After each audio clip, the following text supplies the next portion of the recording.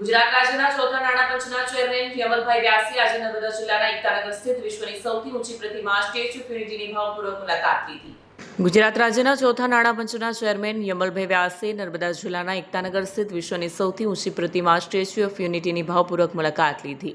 તેમણે સરદાર વલ્લભભાઈ પટેલને પુષ્પાંજલિ અર્પણ કરી દેશના એકીકરણ, સંકલ્પ શક્તિ અને રાષ્ટ્ર નિર્માણમાં તેમના અમૂલ્ય યોગદાનને યાદ કર્યું. વ્યાસે જણાવ્યું કે સરદાર પટેલ ભારતની એકતા અને અખંડિતતાના જીવંત પ્રતીક છે, જ્યારે સ્ટેચ્યુ ઓફ યુનિટી નવી પેઢીને પ્રેરણા પૂરું પાડતું રાષ્ટ્રીય સ્મારક છે. હૃદય સ્થળ વ્યુઇંગ ગેલેરી પરથી તેમણે સરદાર સરોવર ડેમ તથા વિંધ્યાચલ અને સાતપુડાની પર્વતમાળાઓ વચ્ચે વહેતી નર્મદા નદીના નયનરમ્ય દ્રશ્યોનો આનંદ માણ્યો. આ અવસરે સ્ટેચ્યુ ઓફ યુનિટીના પીઆરઓ રાહુલ પટેલે યમલભાઈ વ્યાસને સરદાર સાહેબની પ્રતિકૃતિ ભેટ આપી હતી.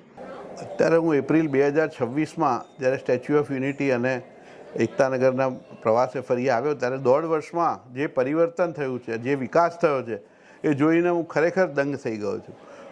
ગુજરાત અને દેશ માટે આ પ્રોજેક્ટનું અને આ સ્થળનું શું મહત્ત્વ છે એને દેશ અને વિદેશના પર્યટનકારીઓ હોય, પર્યટકોથી માંડીને અભ્યાસ કરવાવાળા લોકો, નિષ્ણાતો, આ બધાને માટે એક ઉદાહરણ બને એવું સ્ટેચ્યુ ઓફ યુનિટી બન્યું છે.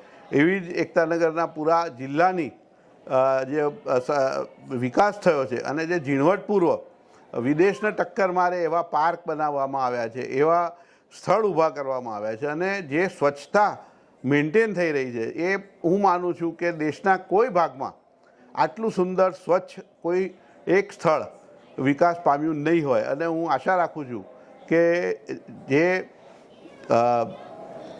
સ્ટેચ્યુ ઓફ યુનિટી ઓથોરિટીની જે ટીમ છે, જે નિષ્ઠાપૂર્વક કામ કરે છે, જે ખૂબ ખંતથી કામ કરી રહ્યા છે અને વિઝન સાથે કામ કરી રહ્યા છે, એને ખૂબ વધારે સફળતા મળશે. હું એમને શુભેચ્છા પાઠવું છું અને આગામી વર્ષોમાં એકતાનગર જોવા માટે વિશ્વભરમાંથી લોકો વધારે ને વધારે આવે એવો હું એમને શુભેચ્છા આપું છું.